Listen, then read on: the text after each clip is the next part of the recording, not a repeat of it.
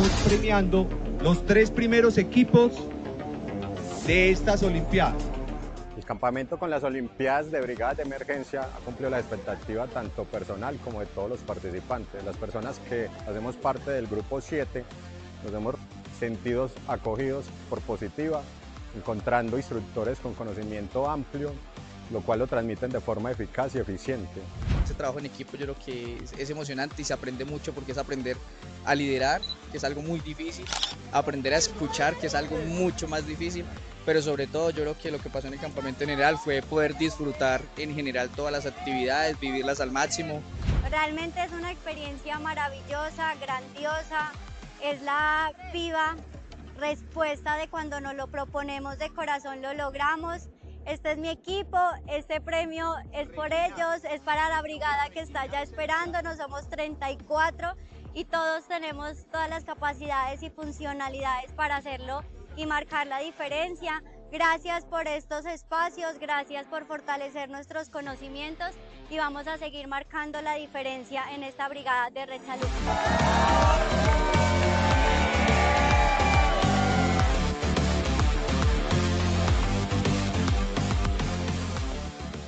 Buenos días para todos, espero que estén teniendo un excelente inicio de semana. Bienvenidos a este espacio de Positiva Educa, Comunica y Cultura Preventiva. Mi nombre es Diana Álvarez, los voy a estar acompañando hoy durante esta hora para que conversemos y aprendamos información súper útil que es muy importante para nuestras labores diarias. Para empezar, quiero que me comenten en el chat una preguntita. Bueno, quiero también que me respondan ustedes de dónde nos están viendo, desde dónde están conectados a este curso virtual. Quiero que me comenten, ¿qué tan claro tienen en sus organizaciones el proceso de investigación de un accidente de trabajo? ¿Muy poco claro, medianamente claro o totalmente claro? Les voy a estar leyendo en el chat. Miremos por acá qué nos han dicho. Marta Jimena nos saluda desde Pitalito, Huila, psicóloga especialista en seguridad. Bienvenida, Marta, qué bueno tenerte hoy martes por acá. Quiero estarlos leyendo, quiero que estén súper participativos para que nos llevemos súper información, nos estemos retroalimentando durante todo este curso. Por aquí Geraldine nos comenta que nos saluda desde Bogotá, igual que Ángela Díaz. Ever nos saluda desde Cúcuta. Bienvenidos todos. Por acá desde Cundinamarca, desde Cartagena. Ana Juliet nos dice que medianamente claro. Saludos desde Medellín. Saludos, Ana Juliet. Por aquí, Claudia nos dice medianamente claro, muy poco claro. Por acá nos dice más o menos claro, Joana. Súper, me encanta verlos a todos tan participativos. Y bueno, ahora sí, démosle inicio a esta sesión. Gracias por sus respuestas. Justamente hoy estamos en la Comunidad Nacional de Conocimiento en Investigación de Incidentes y Accidentes de Trabajo. Veremos hoy la sesión Fundamentos Esenciales para comprender y orientar la investigación del accidente de trabajo. Para hablar de este tema no venimos solos. Claro que no, nos acompaña una experta en el tema y lo más importante es que ella lo explica súper bien y sin enredos. Hoy nos acompaña la doctora Hilda Yanis Velasco Alarcón, abogada, especialista en Derecho Constitucional y Laboral, magíster en Responsabilidad Social y Sostenibilidad, Compliance Officer, comunicadora social con énfasis en organizacional. Doctora Hilda, muchas gracias por estar aquí, de verdad es un gusto tenerte hoy con nosotros. Hola, hola, pero muy buenos días a todos. Hola Diana y todos los asistentes a este espacio educativo que hemos diseñado especialmente para ustedes. Qué delicia, qué rico tener un martes con ustedes, como avanzando en ese conocimiento, avanzando en eso que queremos saber, que queremos aprender un poquito más allá del enfoque básico legal. Hoy tenemos para ustedes una sesión bastante chévere, relevante para sus organizaciones, esas personas que contestaron tal vez que su sistema de gestión está como medianamente avanzando, de pronto está incipiente. Estos webinars y estos espacios nos permiten co-crear conocimiento, pregunten, consulten. Tenemos un chat de preguntas, si no entienden alguna palabra pueden escribirla y Diana va a estar muy atenta a transmitirme esta información y les prometo que yo les voy a clarificar todo.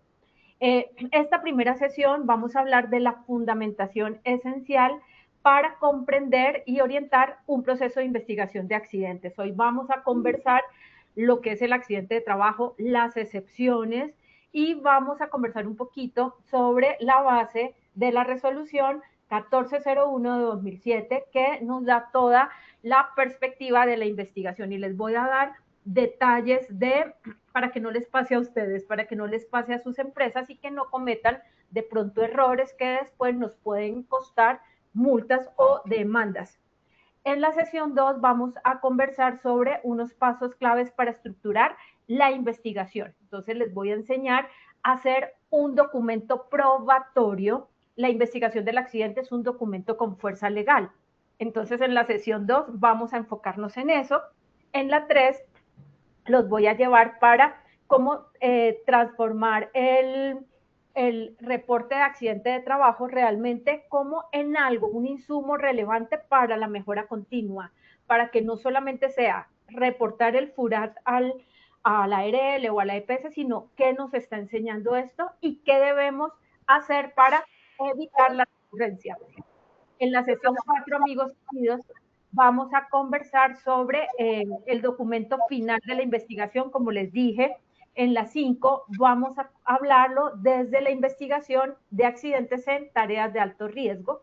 La 6ª sesión vamos a hablar un poquito de la prevención de la responsabilidad del empleador para exonerar una culpa si hubiese una demanda por causa de un accidente de trabajo. Cómo poder generar un blindaje jurídico, tanto las personas que implementan y son responsables del sistema como el empleador.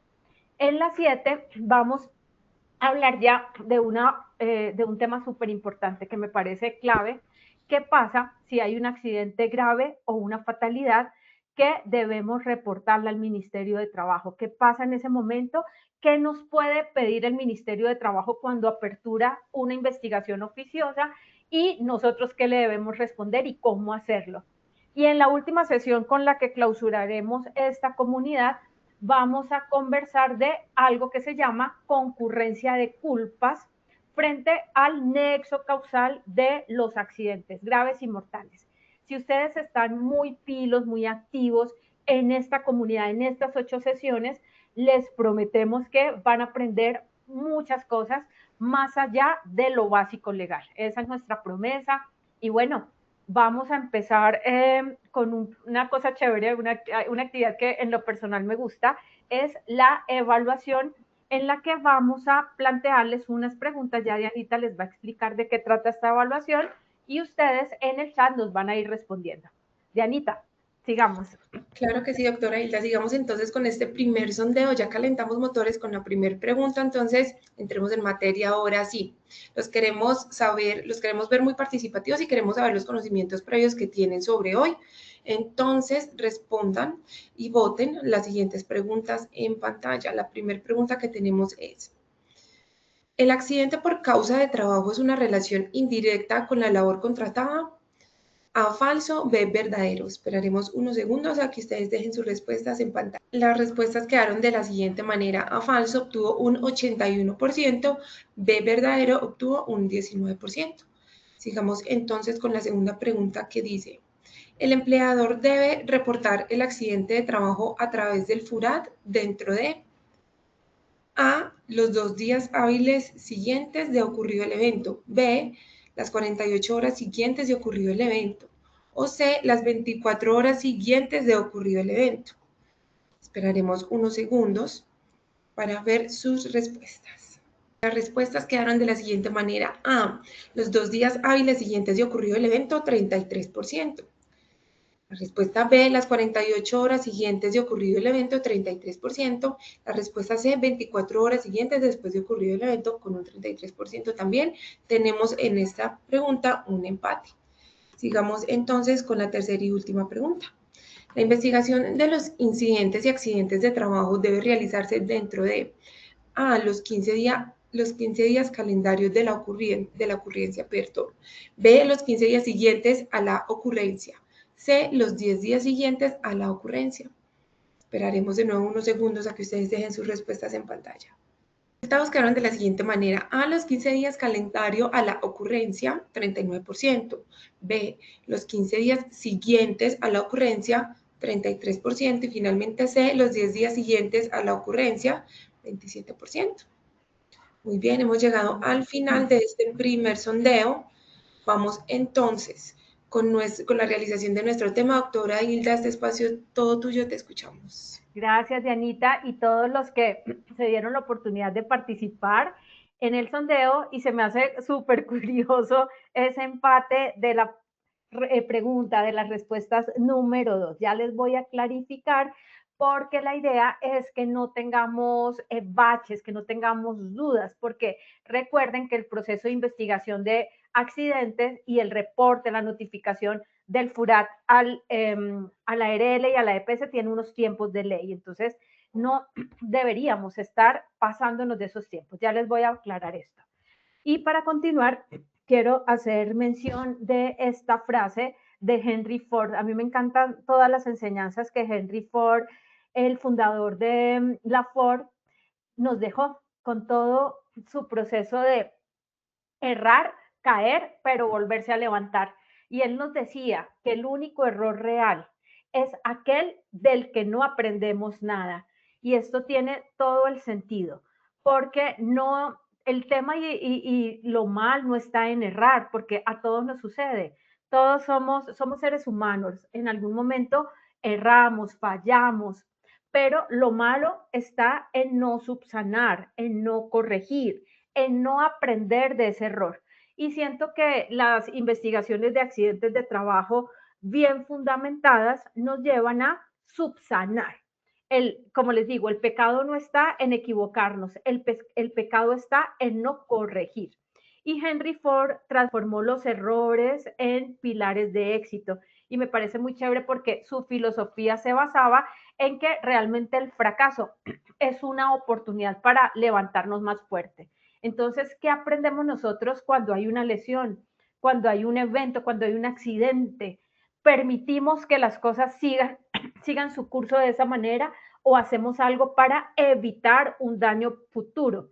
Recordemos que en este proceso, cuando realizamos una investigación de accidentes adecuada, estamos custodiando algo muy importante, el tesoro invaluable que todos tenemos, el bien jurídico tutelable, la vida, pero no solamente la vida, es el combo completo. Vida, salud, más nuestra integridad, estar completicos, estar íntegros, porque de nada vale realmente tener vida si estamos postrados en una cama. Entonces es un poquito también pensarlo desde la humanidad. Un buen proceso de investigación de accidentes que trasciende el exceso de culpa, que trasciende el error humano, de verdad nos va a ayudar a hacer organizaciones más productivas y más sostenibles. Bueno, en nuestro contenido de hoy me voy a enfocar en una base para poder esto más adelante en las otras sesiones avanzar en un tema técnico y profundizar todo el componente legal. Necesito que hoy nos queden claros conceptos, vamos a desagregar las palabras del concepto del accidente y vamos a conversarlo también desde un tema jurisprudencial que me parece chévere que ustedes lo conozcan. Vamos a hablar hoy desde la fundamentación legal, resolución 1401 de 2007, cómo planear el proceso de investigación partiendo de nuestro ciclo de mejora continua. Planear, hacer, verificar y actuar. Cómo conformar el equipo investigador. Cuáles son las responsabilidades de ese equipo investigador y cuál parte de la ley es la que nos pide conformarlo. ¿De qué manera se hace esto? ¿Qué elementos debe considerar el informe de investigación? Y les voy a dar 5 alertas, 5 red flags, las llamo así, 5 banderas rojas, para que no les pase a ustedes, para que no vayamos a cometer de pronto algún error sin culpa. O sea, ahorita vamos a hablar un poquito de la culpa y el dolo en el accidente, pero sin profundizarlo mucho porque no es la base de hoy, pero sí voy a hablar con ustedes eso que a veces obviamos, a qué nos puede conllevar. Entonces, un proceso de investigación debe ser muy consciente. Entonces, lo primero, vamos a identificar el impacto legal del accidente, repasaremos conceptos y vamos a reconocer la forma práctica de integrar todo esto en el documento legal probatorio, que es el reporte de investigación. En lo personal, este tema me gusta muchísimo. Yo soy docente en estos temas de accidentes y me encanta porque esto me ha llevado a profundizarlo mucho más, a desagregar el concepto. A veces uno lee algo, pero pasamos por alto palabras que son claves. Aquí les estoy señalando unas palabras claves que también son objeto de la evaluación que estamos haciendo para que las podamos comprender. Un accidente de trabajo, y esto lo dice el artículo 3 de la Ley 1562 de 2012. Primero, es un suceso repentino. Cuando hablamos de repentino, estamos hablando que el evento no ha sido premeditado. Si no fuese repentino, se presume que el evento fue planificado, fue planeado por la persona para causarse un daño. Y si eso se pudiese comprobar, el daño causado a propósito, con dolo, esto podría ser penalizado. Porque en un proceso de accidente siempre debemos brindar información clara, veraz y verificable, porque nosotros vamos a consignar una información en un documento probatorio, en un documento legal, que es el FURAT. FURAT quiere decir formato único de reporte de accidente de trabajo, y no podríamos decir mentiras. Cuando les hablo del suceso repentino, cuando de pronto hay un indicio de que la persona, el trabajador, se causó el daño a propósito para cobrar una indemnización o para ganarse unos días de incapacidad, esto puede ser tipificado como dolo o como dolo. Está el dolo y la culpa. La culpa es: yo sé que puede suceder, pero no tengo la intención de generar el daño. Dejo las cosas al azar. Pero el dolo, ya hay una intención de causarse el daño. En el dolo hay una intencionalidad y una voluntad. Hay un hecho sobreviniente. Esa sobreviniencia que está por acá escrita es una causa necesaria. Es necesario para que la situación se produzca. Y el accidente puede darse por causa o con ocasión del trabajo. Ojo, porque aquí hay una pregunta de evaluación. La causa es una relación directa con la labor contratada, no es indirecta.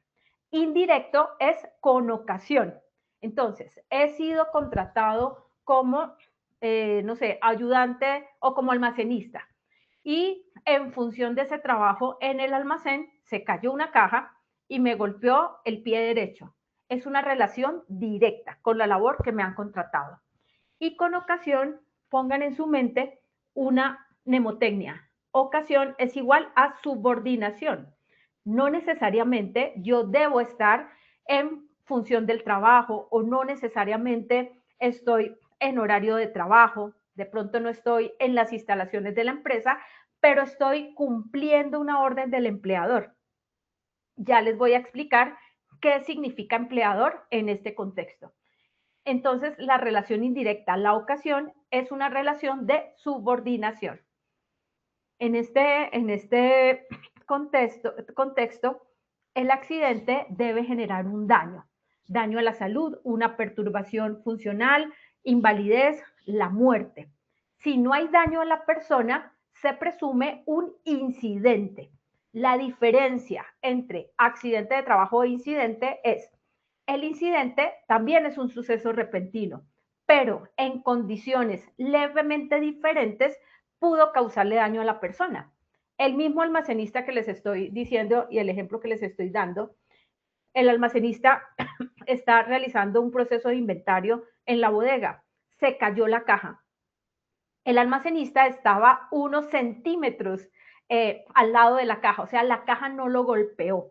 Pero si hubiese sido levemente diferente, está un poquito más cerca, seguramente es lesionado. En el incidente se investiga. La empresa tiene la obligación de investigarlo porque allí puede haber un daño patrimonial. Puede existir un daño a instalaciones locativas, a una máquina, a una herramienta, aunque no haya daño a la persona. Pero el incidente sí a futuro puede causar un daño. Esa repetición puede configurarse después en un evento que puede generarle daño a la persona. Lo que nosotros reportamos a la ARL y simultáneamente a la EPS es el accidente. Ya vamos a mirar esto.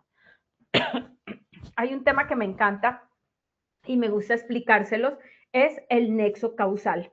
El nexo causal cuando están esas órdenes del empleador, cuando hay un evento con ocasión del trabajo. Recuerden, ocasión es igual a subordinación. No necesariamente debo estar en mi lugar de trabajo, pero sí estoy cumpliendo la orden de mi empleador. Por ejemplo, la empresa me envió a capacitarme a un congreso. Entonces me voy al congreso y estoy en ese lugar y allí me caigo. Entonces no estoy en función de mi trabajo, pero sí estoy de alguna manera representando y cumpliendo una orden de mi empleador. Entonces ahí también hay accidente cuando se produce durante la ejecución de las órdenes del empleador. Pero ojo, porque debemos tener especial cuidado cuando damos una orden más aún que no está relacionada con el trabajo per se. Les voy a explicar un poquito en el tema del empleador, quiénes podríamos ser el empleador, para que no nos vaya a suceder a nosotros que demos una instrucción sin prever, sin planificar, sin verificar los peligros y los riesgos a los que se va a exponer la persona, porque si damos esa instrucción y causa un daño, nosotros estamos representando al empleador. Y en esa representación se abren sendas responsabilidades. Una responsabilidad que tiene la ARL, obviamente, es cubrir la contingencia inicial, prestaciones económicas, prestaciones asistenciales frente al accidente de trabajo o la enfermedad laboral. Pero cuando hay responsabilidades extracontractuales, pueden ser las responsabilidades civiles, que puede ser para la persona natural, que podremos ser cualquiera de nosotros, o hasta una responsabilidad penal si el daño que se causa genera un evento grave o una fatalidad. Muy bien. Entonces, el nexo causal, ¿qué es esto? El nexo causal es un vínculo jurídico entre la conducta y el daño. El nexo causal está relacionado con el hecho sobreviniente, o sea, esa situación necesaria para que el daño se cause. Por ejemplo, un vínculo jurídico en un transporte de trabajadores en una ruta que nos provee la empresa. Ese vínculo jurídico se da en ese mismo transporte. Cuando yo me subo al transporte, al bus, a la ruta que me provee la empresa, que la empresa está pagando. Entonces, hay una conducta del conductor que genera, no sé, una colisión, Dios no quiera, un accidente, un daño para muchas personas. Entonces, hay un nexo causal. El nexo causal, entonces, entendámoslo como un enlace entre el hecho culposo y el daño causado.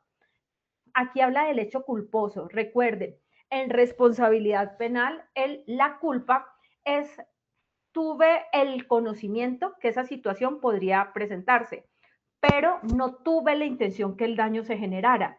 Sin embargo, dejé la situación al azar. Ojo con dejar las cosas al azar. Aquí no se trata de dejar las cosas a la suerte.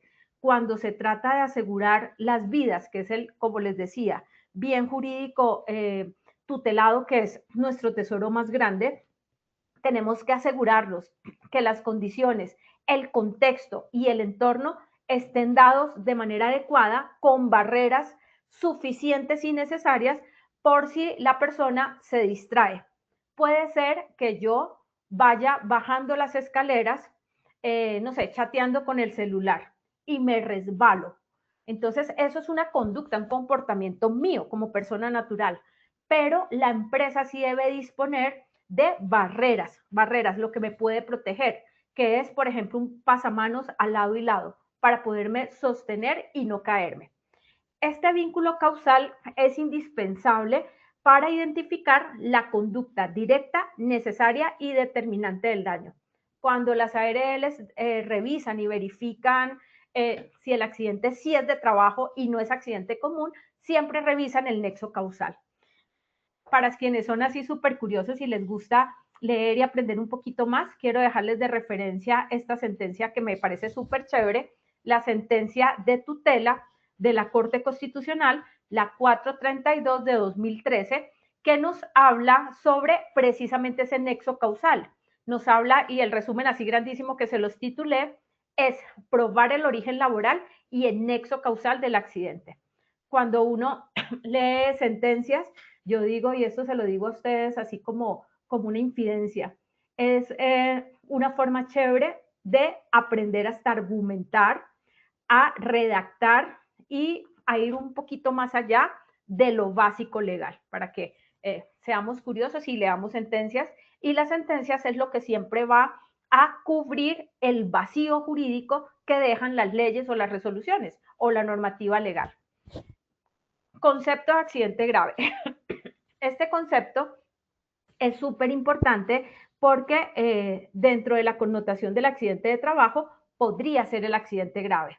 El accidente grave, según el artículo 3 de la resolución 1401-2007, está determinado como aquel que trae como consecuencia amputación de cualquier segmento corporal, fractura de huesos largos como fémur, tibia, peroné, húmero, radio y cúbito, trauma craneoencefálico, quemaduras de segundo y tercer grado, lesiones severas de mano, tales como aplastamiento, quemaduras, lesiones severas de la columna vertebral con compromiso de médula espinal, lesiones oculares que comprometan la agudeza o el campo visual o lesiones que comprometan la capacidad auditiva.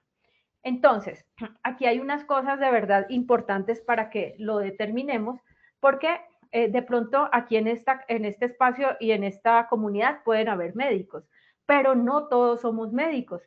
Aquí somos ingenieros, administradores, abogados, entre otros. Entonces, ¿cómo entender el diagnóstico para saber si es un accidente grave o no? Si cuando si el médico determina la incapacidad con un código. Les pido disculpas porque estoy afectadita de mi voz. Un código. Les voy a dar un ejemplo ahí que se me ocurre. El código CO25. Y uno dice, pero ¿qué quiere decir esto? Porque el médico no determina el diagnóstico de manera literal. ¿Cómo saber si es trauma craneoencefálico? ¿Cómo saber si es una quemadura de segundo o tercer grado? Entonces, tenemos esta guía. La guía es la CIE 11. Ya no hablamos de la guía CIE 10, que era la anterior, que estaba antes de 2024. Y esta guía es la que determina la Organización Mundial de la Salud y es acogida por Colombia a través del Ministerio de Salud. Eso es una manera de poder cruzar el diagnóstico que nos da el médico con lo que realmente es. Entonces, esta guía, búsquenla, es relevante. Cuando hablamos, por ejemplo, de trauma craneoencefálico, uno piensa, bueno, ¿será leve o es severo? No, no importa. Si el diagnóstico es trauma craneoencefálico, fue accidente grave. Aquí no se habla, por ejemplo, de el segmento corporal. Aquí hay una cosa chévere para que lo tengamos en cuenta. Yo soy investigadora de accidentes duros, de accidentes graves y de fatalidades. Es un tema que hago de derecho probatorio y es muy triste darnos cuenta cómo, digamos, podemos lesionarnos en cuestión de segundos de manera grave. En una empresa de metalmecánica, el esmeril, la ruedita del esmeril salió proyectada, no estaba adecuadamente ajustada. Y lo que sucedió es que golpeó al trabajador y le rompió o le tumbó la parte frontal de sus dientes, de su dentadura. Entonces, se determinaba si eso connotaba como accidente grave o no. Entonces, sí, eso es un accidente grave porque es una pérdida de un segmento corporal. ¿Qué pasa cuando el accidente es grave? Siempre debemos hacer el reporte del FURAT a la ARL, a la EPS del trabajador, y cuando el accidente es grave tenemos que notificar al Ministerio de Trabajo. Y al Ministerio de Trabajo se le notifica el mismo FURAT y la investigación. Entonces no olviden que cuando hay accidente grave o un mortal, el Ministerio de Trabajo debe ser conocedor de ese hecho porque ellos aperturan unos meses después una investigación oficiosa o abren algo que se llama una querella, porque el ministerio tiene una función policiva, esa es como su competencia de vigilancia y control. Bueno, En este tema, ¿de qué se entiende por empleador? Este tema es importantísimo porque es que uno a veces cree que la única responsabilidad recae en el representante legal y no es cierto. El empleador, uno, es una persona natural o jurídica que contrata los servicios personales de un trabajador mediante un contrato de trabajo, asumiendo la obligación de pagar el salario, cumplir las prestaciones sociales y todas las obligaciones que se derivan de la obligación laboral. Pero el empleador, que está representado por el representante legal inicialmente, este representante legal no lo puede hacer todo solo. Entonces, delega en algunos cargos esa dirección, confianza y manejo para poder funcionar en la empresa. Entonces, empleador, también todos aquellos cargos que tienen una dirección, confianza y manejo y que lo representan. Pueden ser gerentes, directores, coordinadores, supervisores. Entonces, ojo, porque si bien es cierto, en primera instancia, un tema, por ejemplo, de una demanda, y me voy a ir a un tema extremo en un accidente, primero, recae en el representante legal porque es el que tiene que rendir cuentas ante la justicia. El representante legal va a pedir qué hizo el director, qué hizo el coordinador, qué hizo el supervisor o aquellas personas que tenían también responsabilidades en el proceso.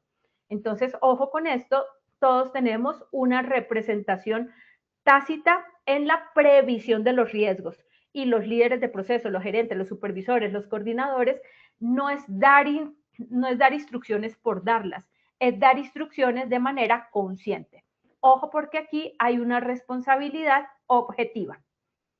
Dianita, quisiera pasar un momentito, porque es que como el tema es muy chévere, pero también es un poquito denso, a que cuéntame qué comentarios hay en el chat, si de pronto hay más saludos o si de pronto ya hay alguna pregunta y la vamos de una vez resolviendo. Claro que sí, pues mira, por aquí tenemos varias preguntitas, las preguntitas que hemos sacado. Bueno, hay una que dice, cuando se presente un accidente laboral, ¿cuándo se debería reportar al Ministerio de Trabajo y a la EPS? Ay, súper, ¿quién la hace, Dianita, para saludarlo de paso? ¿Aparece el nombre de la persona? Ya te digo que la hace Alexander Hinojosa. Querido Alexander, mira, todos los accidentes de trabajo, independientemente si son graves o lo que nosotros llamamos leves, deben ser reportados siempre a la ARL para que así tengamos una duda razonable, para que la ARL determine con su comisión laboral si es o no accidente de trabajo y se aperturen las garantías de las prestaciones a las que tiene derecho el trabajador, prestaciones económicas, asistenciales, y simultáneamente debe reportarse a la EPS, sí o sí, sí o sí. En eso fallamos muchas veces. Reportamos el FURAT a la ARL, pero no a la EPS, y la EPS debe estar enterada. Y aprovecho para contarles, es que hay una relación o lo que se llama la historia clínica interoperable. Hay una relación de interoperabilidad entre instituciones, EPS, ARL. Lo que le ocurre al trabajador y lo que es atendido por ARL, la EPS debe ser conocedor y viceversa.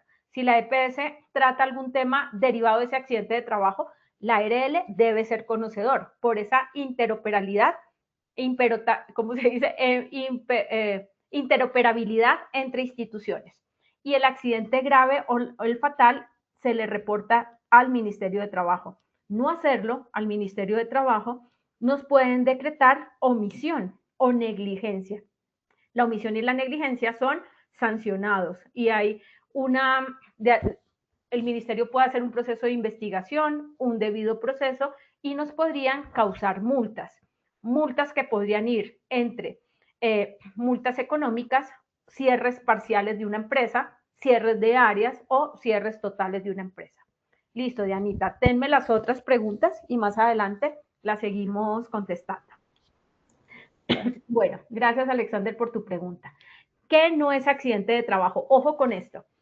Les voy a dar un poquito más de trascendencia a lo básico que siempre hemos visto. Aquí lo estoy trayendo desde un tema legal, jurisprudencial y de doctrina. Entonces, no es accidente de trabajo, por ejemplo, aquellos eventos que ocurren por fuerza mayor, por temas extraños al trabajo. Por ejemplo, algo que ocurra, no sé, una acción de la naturaleza, un rayo que cayó. Dios no quiera, de verdad Dios nos proteja a todos, pero un atentado terrorista, una bomba. Entonces eso es algo que se genera mucho más allá de lo que está previsto por el empleador. Entonces está la fuerza mayor, está el caso fortuito.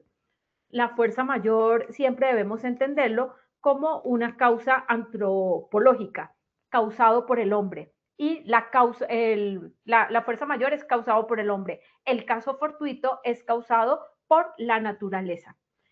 No es accidente de trabajo o hay un eximente de responsabilidad para el empleador, por ejemplo, cuando se puede comprobar que el evento fue derivado por la imprudencia temeraria del trabajador. ¿Y qué quiere decir imprudencia temeraria? Una conducta gravemente imprudente, temeraria o voluntaria. O sea que el trabajador se produjo el hecho, se produjo el daño.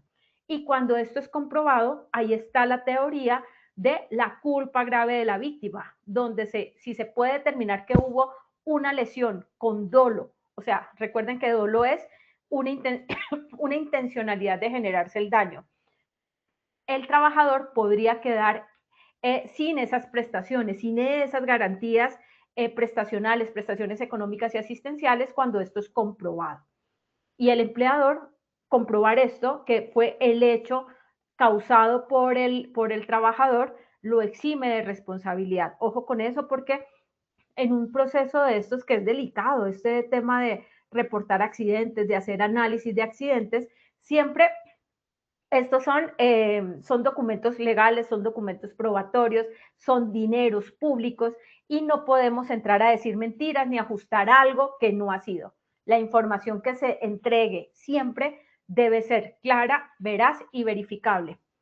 Y están los accidentes que no tienen ninguna relación con el trabajo, aunque ocurran en el contexto laboral. Por ejemplo, dos compañeros en el trabajo, ahí en la oficina, se pusieron a pelear y se lesionan. Entonces hay unas lesiones personales, pero es producto de esas dos personas. Aunque estén en el espacio de trabajo, no necesariamente ese evento es causado por la empresa, o sea, por el trabajo. Ahí no habría nexo causal, se rompe el nexo causal. O sea, la situación que lo genera versus el daño causado. Porque aquí hay un tema es más personal. Bueno, para continuar, voy a conversar un poquito con ustedes sobre el fundamento legal de la investigación del accidente a partir de la resolución 1401 de 2007. Y esto es súper importante que lo empecemos a tener claro porque en los próximos eventos, en las próximas sesiones, vamos a concentrarnos en cómo se hace un buen reporte, un buen informe de investigación que nos blinde jurídicamente. Yo aquí siempre les quiero decir, es un poquito más allá de lo que literalmente nos dice la norma, es cómo generamos un blindaje jurídico para las partes, tanto para el empleador como para nosotros, quienes actuamos en este tema como responsables del sistema.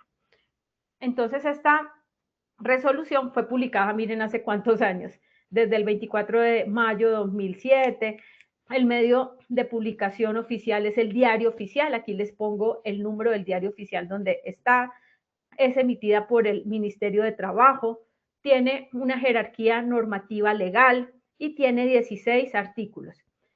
¿Por qué aquí la jerarquía de norma? Más adelante también les voy a explicar cómo se analizan las normas. Las normas, de acuerdo a Colombia, ha acogido la pirámide normativa de Hans Kelsen. Y eso uno lo aprende en teoría pura del derecho, como en el primer semestre de derecho, que las normas en la parte inicial y arriba de la pirámide está el nivel fundamental, donde se encuentra la constitución política, los convenios internacionales de la OIT y todo lo que es bloque de constitucionalidad. Más abajo, en el segundo nivel de esa pirámide, encontramos el nivel Está lo fundamental y está el nivel legal.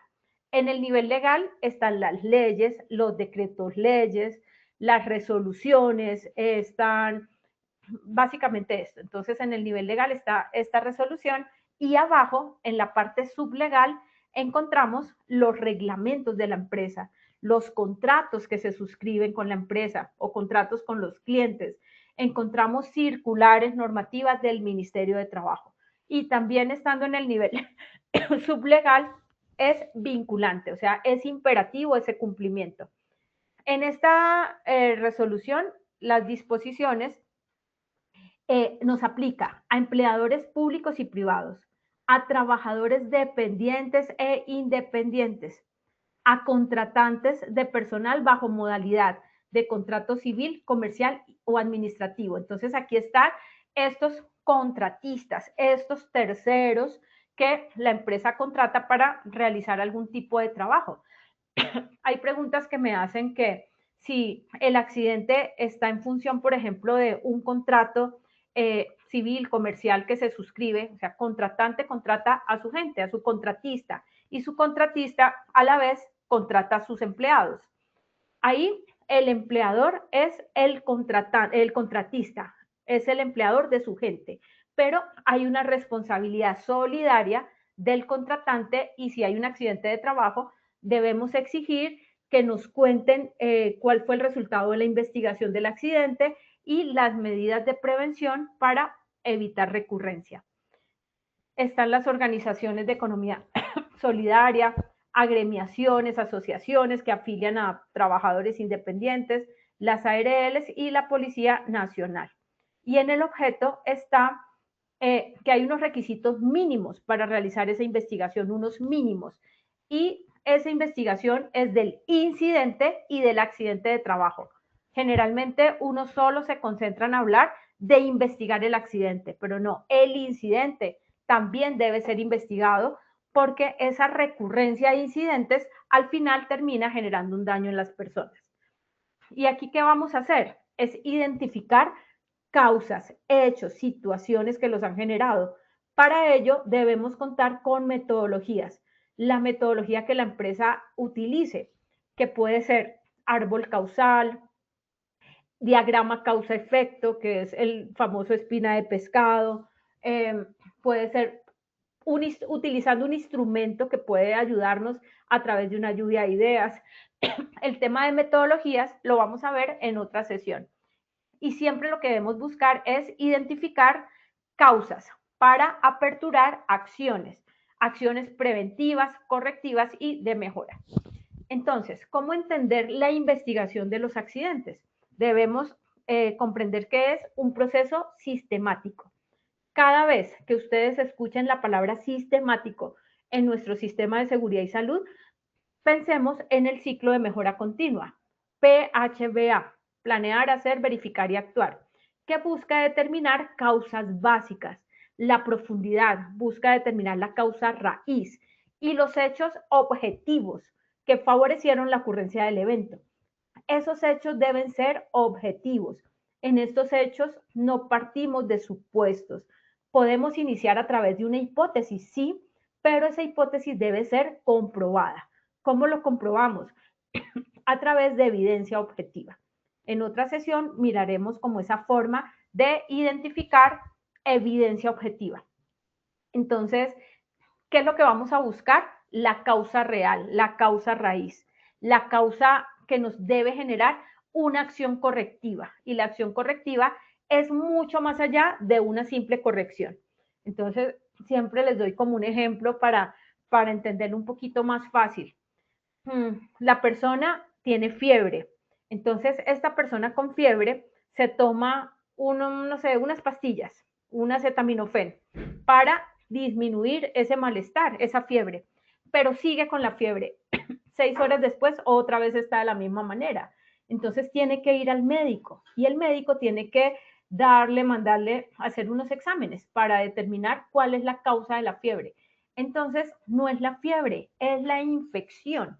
Esa es la causa real, que es lo que me está causando al final la fiebre, que la fiebre solamente es el síntoma visible, pero tenemos que empezar a profundizarlo Y esto lo hacemos a través de preguntas. Podemos tener unas metodologías de entrevistas, técnicas de preguntas, los famosos 5 porqués, los 5W, que como les digo, eso lo veremos en otra sesión. Debemos en una investigación de accidente un cuidadoso análisis. Ya tenemos que trascender lo que todavía se termina concluyendo de exceso de confianza. No, es que no podemos estarle achacando todo al error humano. No podemos estar diciendo siempre que es el trabajador el que no observó, porque la empresa sí debe tener barreras de protección. Entonces, hacia allá tenemos que empezar a trascender los análisis, mucho más allá de una simple conclusión de exceso de confianza. En este proceso debemos recolectar pruebas, evidencias objetivas, como les he repetido, clara, veraz y verificable. Vamos a elegir la técnica, la metodología más adecuada para el proceso y esa metodología debemos documentarla. Debemos documentarla en un procedimiento. Y esa metodología, que debe ser suficiente y necesaria, nos debería llevar a identificación de las causas reales. Y al final, para hacer una extracción de qué aprendimos de esto. Y ese aprendizaje no solamente es contarlo, en ese aprendizaje se trata de poner en marcha esos controles reales, lo que va a evitar una recurrencia, que otra persona se termine lesionando. Como decía Henry Ford al principio de mi intervención con esa frase, el error más grande es no haber aprendido del error. Y en las causas de los accidentes, entonces, siempre tenemos que pensar que va a haber una causa inmediata y va a haber una causa básica. La causa inmediata es visible, es perceptible. Esa causa inmediata ocurre justamente antes del contacto. Entonces pueden ser las condiciones, los comportamientos o los actos inseguros. Un ejemplo, el trabajador se resbaló y se cayó en un pasillo porque había un charco de agua. Esa es la causa inmediata. La corrección inmediata es limpiar el charco de agua. Pero esa corrección inmediata no es la corrección suficiente. Necesitamos siempre pensar que el control debe ser suficiente y debe ser necesario. Y nos vamos a la causa básica. Entonces, esa causa básica requiere un mayor análisis. Por eso, la conformación del equipo investigador es importante, es necesario. Y el equipo investigador debe estar capacitado en técnicas de investigación. Por ejemplo, en esto que les estoy contando, si la causa inmediata era el charco de agua, la causa básica puede ser qué está generando ese charco de agua. Ese charco de agua puede estar siendo generado por una gotera, pero ¿qué está causando que esa gotera esté ahí? Es que se nos rompió un tubo. ¿Y por qué se nos rompió el tubo? Por falta de mantenimiento. ¿Y por qué no se le ha hecho mantenimiento a eso? Es que no se han entregado los recursos necesarios para hacer ese mantenimiento. Bueno, muy bien, amigos. El tiempo empieza a correr. Yo me emociono mucho con este tema porque me encanta, pero vayan escribiéndome en el chat que ya vamos a dar un espacio de respuestas. En esta imagen quiero presentarles el ciclo de mejora continua para la planeación de ese proceso de accidente, de investigación. Planear, hacer, verificar y actuar. Entonces, ¿qué es lo primero? ¿Cuál es el insumo que apertura el proceso de investigación? Lo apertura el FURAT, formato único de reporte de accidente de trabajo, que debe ser notificado dentro de los 2 días hábiles siguientes a la ocurrencia del mismo. No son ni 48 horas, ni 72 horas. Ojo con eso. Ahí hay una pregunta de sondeo. Es dentro de los 2 días hábiles siguientes máximo que la empresa tiene para que administrativamente pueda legalizar ese FURAT ante la ARL. Pero ojo, ese tiempo que tiene la empresa, que son los 2 días hábiles siguientes, para notificar tanto a ARL como a EPS, no es el mismo que tiene el trabajador. El trabajador tiene la responsabilidad, tiene la obligación de reportar inmediatamente cuando le ocurre el daño.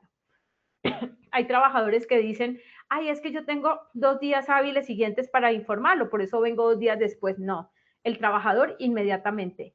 Administrativamente la empresa es la que tiene ese tiempo, 2 días hábiles siguientes. Cuando está el accidente, debemos conformar un equipo investigador y ese equipo investigador puede ser variable porque no siempre va a ser en la misma área de trabajo, pero sí hay unos, no sé, unos roles que sí pueden participar en todo momento. Y esto está determinado en el artículo 7 de la resolución que estoy comentándoles, la 1401. Debe estar siempre presente el jefe inmediato o el supervisor del área donde ocurre el accidente, un representante del COPAS y si no hay COPAS, un vigía, el encargado del sistema de gestión. Y si el accidente produjo la muerte del trabajador, Dios nos libre, o fue un accidente grave, debe estar la persona que va a firmar aportando su licencia y diciéndole al Ministerio de Trabajo que está soportando con su licencia los planes de mejoramiento que se están determinando. Generalmente, y hoy día, tanto el encargado del sistema puede ser el mismo personal con licencia, porque hoy día todos, o la mayoría, tenemos licencia vigente. Bueno, muy bien. Esa función del equipo investigador. El equipo investigador tiene dentro de los 15 días siguientes, ojo porque esa es otra pregunta de la evaluación, dentro de los 15 días siguientes a la ocurrencia del accidente, deben surtir el proceso. Cuando en Colombia hablamos de días siguientes, se presumen días hábiles, a menos que la ley diga días calendario. Días calendario si es uno tras otro, pero día siguiente se presumen hábiles, o sea, en Colombia de lunes a viernes. Así en la empresa se trabaje un sábado o un domingo, en Colombia está determinado de lunes a viernes, los días hábiles. Este equipo investigador debe hacer consecución de pruebas. Por ejemplo, de la información que damos en el FURAR, bueno, un registro fotográfico, registros de inducción del trabajador, de sus competencias, de los mantenimientos realizados a las máquinas y todo lo que consideren pertinente para poder hacer el proceso. Ojo, no, bueno, yo digo todo lo pertinente, pero tampoco pueden entrar a pedir información confidencial. Por ejemplo, a un equipo investigador, no, el equipo no podría pedir historias clínicas, pero sí podría pedir certificados de aptitud médica. Hay un proceso testimonial, que eso lo veremos y lo vamos a desagregar en otra sesión, para saber cómo hacemos las preguntas, cómo hacemos las entrevistas, cómo documentamos esas pruebas. Si las pruebas son testimoniales, cómo tomar el escrito del trabajador, o si la prueba es audible, cómo tomar el consentimiento informado. Aunque en ningún lado de la ley nos habla de las lecciones aprendidas, sí es una buena práctica. ¿Qué nos permite la buena práctica? Evitar que un daño posterior vuelva a ocurrir. Entonces, amigos, no se les olvide, y esto viene desde el artículo 62 del decreto 1295, el accidente se reporta simultáneamente a la ARL y a la EPS dentro de los 2 días hábiles siguientes de ocurrido el mismo. Si el accidente es grave o es fatal, también se le informa al Ministerio de Trabajo. Y aquí está. Entonces, si hay un accidente grave o un mortal o una enfermedad laboral, debemos sí o sí poner en conocimiento al ministerio, quien irremediablemente va a hacer una investigación y debemos estar preparados para responderla. Y en una sesión posterior les voy a contar qué pide el ministerio. Ya voy cerrando con esto porque se me fue el tiempo volando. Ya les hablé de los 15 días siguientes para hacer el proceso de investigación. En el contenido del informe vamos a identificar naturaleza de la lesión, parte del cuerpo afectada, agente de la lesión, las causas, para eso debemos tener una metodología, y el tipo de accidente. Que no se nos olvide qué datos debemos tener aquí, y esto, como les digo, se los voy a enseñar con un documento de cómo estructuramos la investigación.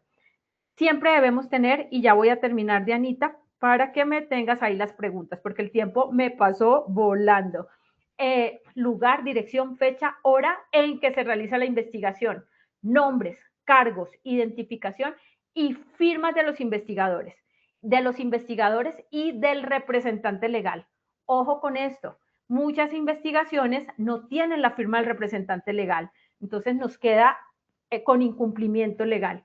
Y en otra sesión les voy a hablar de todo el tema de las firmas que deben ser válidas, que no son firmas ni escaneadas ni tipo imagen, deben ser firmas manuscritas o validadas adecuadamente para determinar que si realmente quien estuvo en el proceso de investigación es quien está firmando y que no fue que yo tomé una firma aquí, la corté y la pegué. Y con esto termino para pasar a la evaluación. Las red flag, 5 alertas, 5 banderas rojas para que no le pase a usted. 1, ojo con realizar investigaciones tardías o fuera de los tiempos legales. Muchísimo menos ir a ajustar fechas que no son reales. Ojo con el sesgo del investigador. Estar diciendo solamente que fue culpa del trabajador, que fue exceso de confianza como hipótesis inicial. Debemos trascender esas hipótesis que son súper básicas. El reporte debe tener pruebas, evidencia objetiva como fotos, videos, planos, mediciones o pruebas recolectadas. Una alerta también son cómo vamos a recoger los testimonios de las partes para no inducir al error a quien nos va a dar el testimonio. Y ojo con esas conclusiones superficiales, como fue un hecho aislado, no se pudo determinar la causa, porque siempre la causa sí va a ser determinable. Aquí les dejo la bibliografía, revísenla, estudienla. Aquí les dejo el enlace para que revisen la sentencia que les mencioné. Y ya, Dianita, casi que no termino, mi Dianita. Pero es que este tema es muy chévere, me encanta. Doc, así es. El tema es muy interesante, tenemos muchas preguntas, lastimosamente solamente por el tiempo podemos responder un par de preguntas, pero vamos primero con el sondeo final. Muchísimas gracias por tu información y por todo tu conocimiento, doctora. La primera pregunta nos dice, ¿el accidente por causa de trabajo es una relación indirecta con la labor contratada? ¿A falso, B verdadero? Esperaremos unos segundos para ver sus respuestas en pantalla. Las respuestas han quedado de la siguiente manera: A falso 85%, B verdadero 15%. Súper, Dianita. Subimos en la respuesta falso, que es la respuesta correcta, el 81%, 85%, aunque me hubiera gustado siempre que el 100%, pero bueno, no importa. Aplausos para los que respondieron falso. Y vamos a seguir con la segunda pregunta que dice, ¿el empleador debe reportar el accidente de trabajo a través del formato único de reporte de accidentes de trabajo dentro de los A, 2 días hábiles siguientes de lo ocurrido al evento, B, 48 horas siguientes de ocurrido el evento, o C, 24 horas siguientes de ocurrido el evento? De nuevo vamos a esperar unos segundos para leer sus respuestas en pantalla. La respuesta A, los 2 días hábiles siguientes de ocurrido el evento, obtuvo una votación de un 73%. La opción B, las 48 horas siguientes de ocurrido el evento, 13%. Y la opción C, las 24 horas siguientes de ocurrido el evento, 14%. Súper, subimos un montonón, del 33% que habíamos tenido un empate, subimos al 73%. La respuesta correcta es la A, dentro de los 2 días hábiles siguientes. Aquí no hablamos en términos de horas, sino de días hábiles. Listo, y la tercera y última pregunta dice, la investigación de los incidentes y accidentes de trabajo debe realizarse dentro de A, los 15 días calendario a la ocurrencia, B, los 15 días siguientes a la ocurrencia, o C, los 10 días siguientes a la ocurrencia. Esperaremos de nuevo unos segundos y veremos sus respuestas. Las respuestas quedaron de la siguiente manera. A, los 15 días calendario a la ocurrencia, 33%. B, los 15 días siguientes a la ocurrencia, 60%. C, los 10 días siguientes a la ocurrencia, 7%. Listo, muy bien. No olviden que son dentro de los 15 días siguientes a la ocurrencia. Respuesta correcta B. Aplausos para ustedes que estuvieron tan atentos, concentrados y bueno, yo feliz de haber estado con ustedes. Dianita hermosa, cuéntamelo todo, preguntas que tengamos por ahí que yo alcance a responderles. Claro que sí, vamos a responderlas rápidamente. Tenemos un par súper interesantes. Por aquí dice la primera, ¿cómo se maneja un accidente de tránsito sufrido por un trabajador durante el traslado entre domicilios de pacientes cuando el transporte no es suministrado por la empresa? Ok, súper esa pregunta. Ten en cuenta siempre que nos enmarcamos en el concepto por causa o con ocasión del trabajo. No olvides determinar siempre nexo causal, acción realizada dentro del contexto, el entorno del trabajo versus daño causado. Entonces ahí hay que determinar si la causa fue directa o fue en términos de subordinación, cumpliendo la orden del empleador. Listo, la segunda pregunta dice, la administración de una copropiedad está obligada a solicitar afiliación a ARL y EPS a personas que no contrata directamente, pero que deben transitar por las zonas comunes para realizar trabajos en los apartamentos. Mira, claro que sí, recuerda siempre la responsabilidad solidaria. Está una cabeza que es como el contratante y hay un contratista. Hay una responsabilidad solidaria sobre lo que nos pase con esos terceros en el marco o función de nuestro entorno. El capítulo de adquisiciones y contratación del decreto 1072 de 2015 así lo determina. Hay que determinar proveedores o contratistas críticos que puedan afectar el sistema. La respuesta correcta es sí, debes hacer vigilancia y control, aunque no sea directamente el contrato que tuvieras generado, pero hay una responsabilidad solidaria con la propiedad horizontal. Perfecto, doctora Hilda, muchísimas gracias de verdad por tu tiempo, por compartirnos tu conocimiento y nos vemos pronto en la próxima sesión de esta comunidad. Mil y mil gracias a todos quienes se conectaron. Ya sabemos que aquí vamos a encontrar información súper valiosa, relevante desde el tema legal, pero también técnico y de herramientas prácticas que estoy segura les va a servir para que trasciendan su sistema de gestión. Un abrazo para todos. Adiós, adiós. A nuestros participantes ha sido un verdadero placer acompañarlos en esta acción educativa. Agradecemos su compromiso, participación y el entusiasmo con el que abordaron esta actividad. No olviden que pueden acceder a estas y a muchísimas más iniciativas educativas a través del Centro Virtual de Enseñanza y Aprendizaje Posipedia, www.posipedia.com.co, donde podrán encontrar todas nuestras comunidades de conocimiento y una gran variedad de información para mantenerse conectados con nuestro Plan Nacional Multimodal de Educación en Seguridad y Salud en el Trabajo. También encontrarán nuestros cursos del Sistema de Gestión de Seguridad y Salud en el Trabajo de 50 y 20 horas totalmente actualizados para que lo puedan desarrollar con nosotros. Los invitamos a descubrir más sobre nuestras acciones educativas en www.posipediatalleresweb.com. Les recordamos que el certificado de este evento web se generará para todos nuestros afiliados dentro de un periodo de 1 a 8 días hábiles después de la finalización de esta actividad educativa y podrán acceder a él a través de nuestro portal Posipedia en la sección educativa. En Positiva queremos que siempre estés al día a día con lo mejor en prevención, seguridad y salud en el trabajo. Para eso te invitamos a unirte a nuestro canal oficial de WhatsApp, donde encontrarás campañas, novedades y tips que te ayudarán para cuidar lo más importante, tu bienestar y el de tu organización. Es muy fácil, solamente debes escanear el código QR que aparece en pantalla o darle clic al enlace que ya publicamos en el chat. Bueno, los dejamos con el siguiente video. Que tengan un día maravilloso.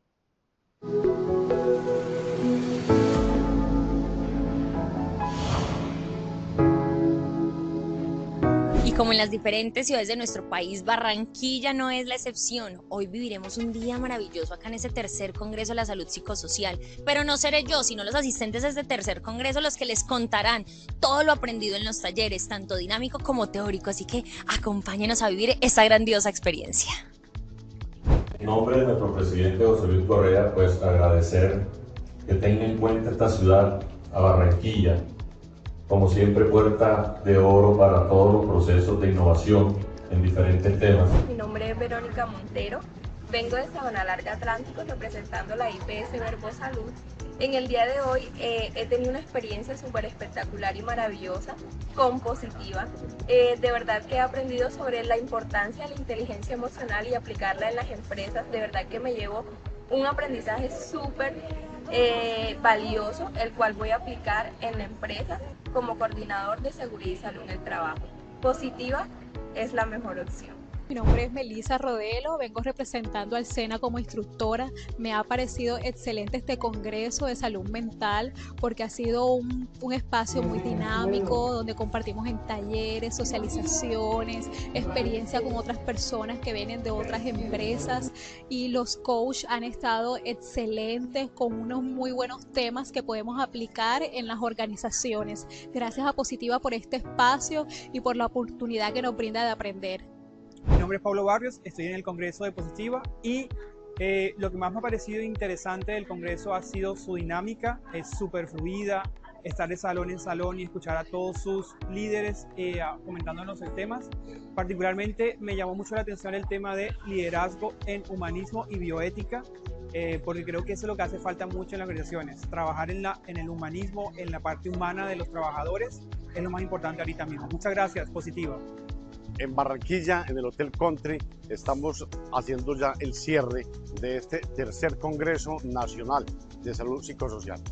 Positiva sigue yendo a todos los territorios colombianos, sigue llevando la promoción y la prevención, sigue incorporando la salud mental como una parte estructural en los sistemas de gestión de seguridad y salud en el trabajo.